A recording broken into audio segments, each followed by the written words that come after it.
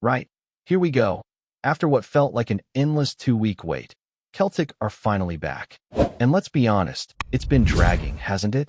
That international break always feels like an eternity when you're desperate for club football, especially when Celtic were just starting to build some momentum.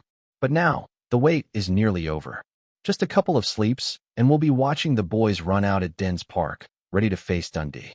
Now, before we dive straight into the preview, there's been some noise around a potential January signing that's caught a lot of people off guard. We're talking about Bobby Clark, a name that wasn't really on many radars recently, and suddenly, boom, reports flying around that Celtic are close to sealing a £6 million deal to bring the young midfielder to Glasgow. Now, that kind of figure doesn't get thrown around lightly at Celtic, especially not a couple of months out from the window even opening. So naturally, people are starting to take notice. Clark's a central midfielder, just 20 years old, and already has a pretty interesting journey behind him. He's the son of Lee Clark, the former Newcastle player and brief Kilmarnock manager, and he came through the youth system at Newcastle before making a switch to Liverpool. That's where things really started to move. Trained under Klopp, made a few first-team appearances, even played in a League Cup final against Chelsea. But he never quite nailed down a regular spot, which isn't a huge surprise considering the competition at Liverpool. So from there, he made a bit of a left-field move to Red Bull Salzburg just over a year ago. And that's important because Salzburg paid a decent fee, around $10 million, to bring him in. And it wasn't just random. The manager at Salzburg at the time was Pep Lijnders, Klopp's former assistant. So there was clearly a level of trust and belief in Bobby's talent. He even got some Champions League minutes under his belt, which at his age is no small feat. Then this summer, he went on loan to Derby County in the English Championship. It was a season-long loan, which again, isn't unusual for a young player looking for minutes. But here's the twist. Now, we've got a report from the Times saying Celtic are in line to sign him permanently in January. That's the surprise. Not a loan, not a 6-month tryout, but a full transfer in the middle of the season. That almost never happens at Celtic, especially this far in advance. So naturally, it's raised eyebrows. Now, as with any transfer rumor, especially one like this, you need to take it with a pinch of salt. The Derby manager has already said he hasn't heard anything about Celtic being in contact, and there have been suggestions that Salzburg haven't received any formal approach either. But here's where it gets interesting. The journalist who broke the story, Martin Hardy, has strong ties with Bobby's dad, Lee Clark.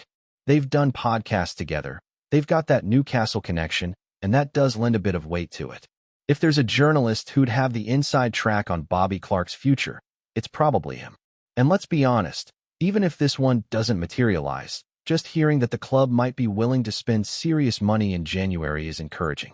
Because we all know, this squad needs help. The midfield has looked flat, predictable, and short on energy. And Clark, with his pedigree and versatility, might just be the type of injection we're lacking. But at the same time, you've got to wonder, if we really are going to spend that kind of money on a young midfielder, is that a sign Brendan Rodgers is staying beyond the end of the season? Because that's been another topic bubbling under the surface. Reports are starting to surface, from outlets like TalkSport, for better or worse, that Rodgers might walk away at the end of his current deal. And that's not years away. His contract ends at the close of this season. So if the club is backing him with permanent signings in January, it would suggest there's a plan to keep him longer term. Or maybe it's the other way around. Maybe they're trying to convince him to stay by showing some ambition in the market. It's one of those crossroads moments. Either we're gearing up for a proper rebuild under Brendan, or we're throwing a few patches on the holes just to limp to the end of the season and go again next summer under someone new. Because right now, there's a real split in the fan base. Some think Brendan's the man for the job, others aren't so sure, and a lot of that comes down to what the board does or doesn't do. And that's before we even get into the idea of bigger structural changes at the club. There's been chat, as some of you will have seen, about fan advisory boards being looked at by the club. Now, that's a whole conversation in itself. But for today, the main thing is the football. The window is getting closer, and if Clark is genuinely one of the names on the list, then at least it's a sign Celtic are trying to do something proactive. But alright, let's shift focus to Sunday, back to the real action. Celtic are heading to Dens Park, and it's always a fixture with a bit of history behind it. Dundee haven't beaten us there in, 37 years? That's mental. and they haven't beaten us anywhere in over 2 decades. The last time they pulled that off was in May 2001 at Celtic Park. And if you want to feel old, that game featured goals from Fabian Caballero. Remember him? He sadly passed away last year, something I didn't even realize until recently. Anyway, the numbers speak for themselves. Since that loss, Celtic have faced Dundee 46 times and lost none, 39 wins and 7 draws. One of those draws came last season at Dundee Park, in a match where Celtic just didn't click. Austin Trusty had a bit of a nightmare, and Brendan wasn't shy about calling it out afterwards. But in general, this is a fixture where we dominate, and most fans will be expecting more of the same this weekend. But it's not just about beating Dundee, it's about how we play.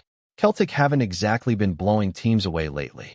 The performances have been patchy, the midfield looks off, and the front three hasn't had a settled look. Injuries haven't helped either. Daisen Maeda pulled out of the Japan squad during the break. He was on the bench for their first match, but withdrew before the second with a leg issue.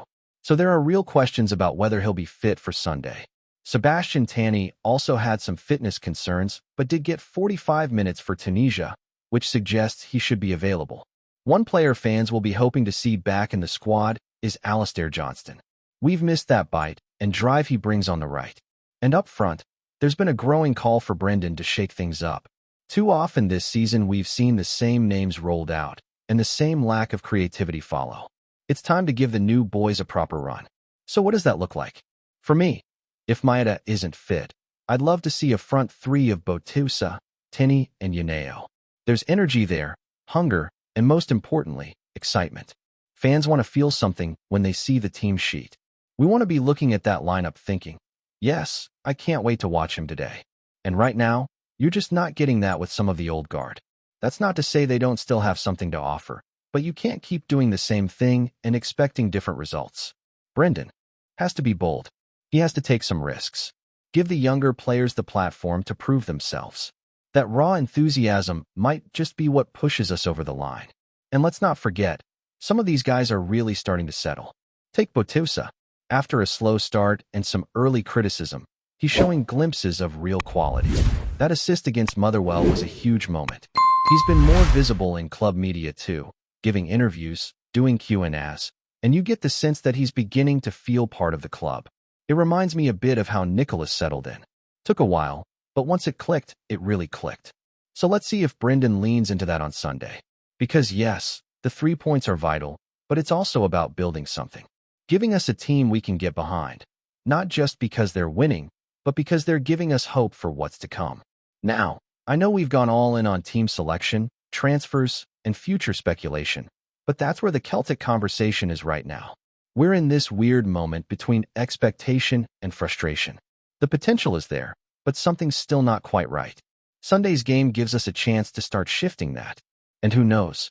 Maybe Bobby Clark is the start of something bigger. Or maybe we're just stuck in another wait-and-see cycle. Right, picking up where we left off. Let's get into the real guts of this match coming up at Dundee Park. Now, if you're Brendan Rodgers, this is exactly the kind of fixture that can either help settle things down or pour petrol on a fire that's already quietly burning in the background. The expectation is a win, of course it is. But it's not just about the result anymore. It's about performance, identity, something for the support to hang on to. Because let's not kid ourselves, this season so far has been patchy.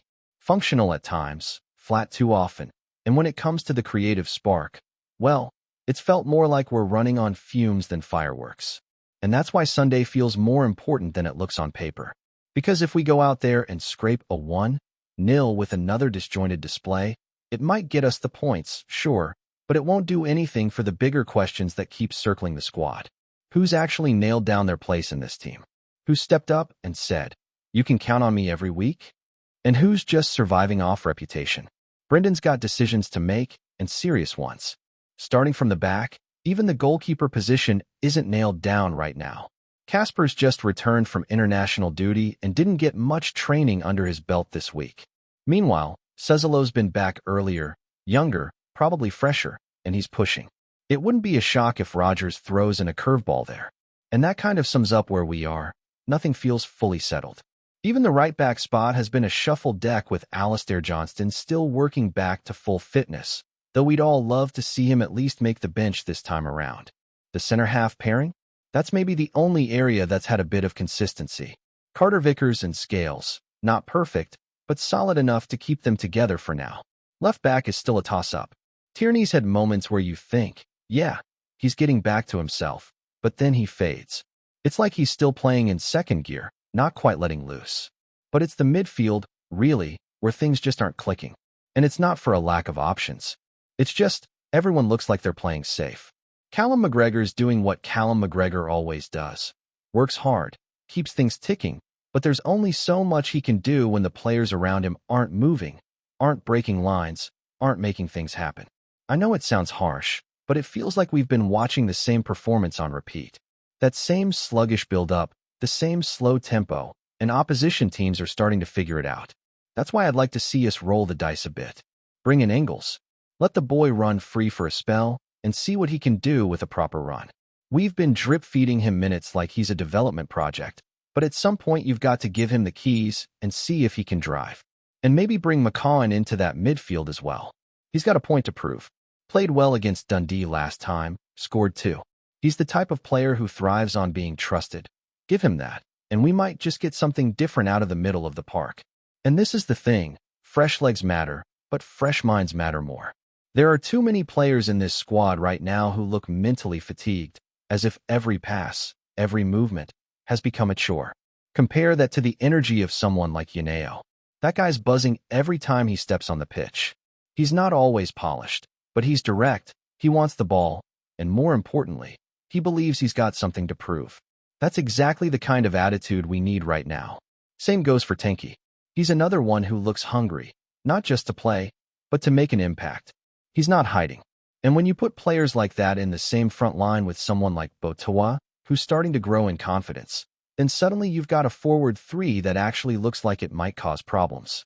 And that's what's been missing, fear factor. There's no intimidation when we attack anymore.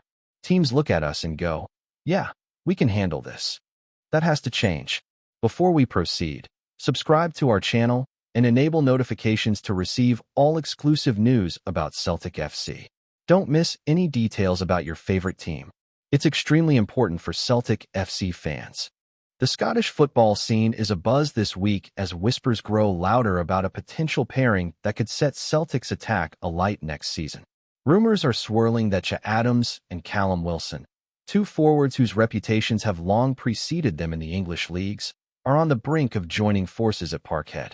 Sources close to the club hint that discussions have been very promising, though nothing has been officially announced yet. Fans are already imagining the possibilities.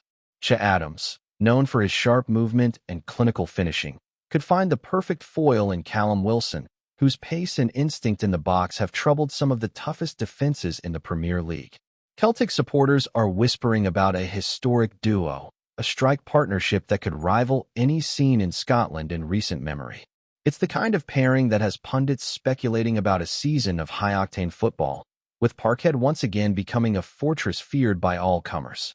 Insiders suggest that the club's management is eager to capitalize on this window, seeing the combination of Adams' aerial prowess and Wilson's poacher's instinct as a unique opportunity. It's not often you get 2 players like this linking up, one source reportedly said. If it happens, it could change the face of the league. Even among rival fans, there's a sense of cautious admiration.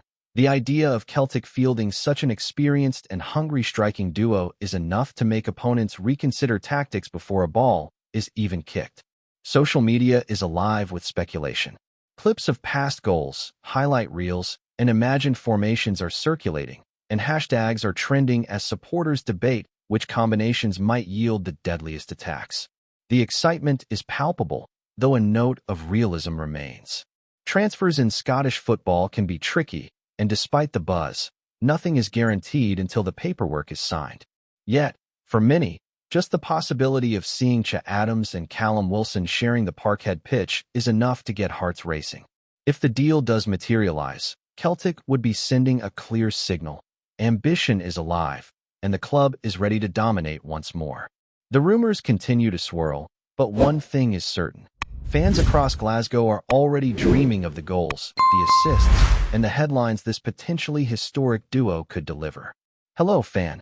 Don't forget to like and subscribe to the channel, as it means a lot to Celtic FC. Also, share your opinion about the news in the comments below. See you in the next video.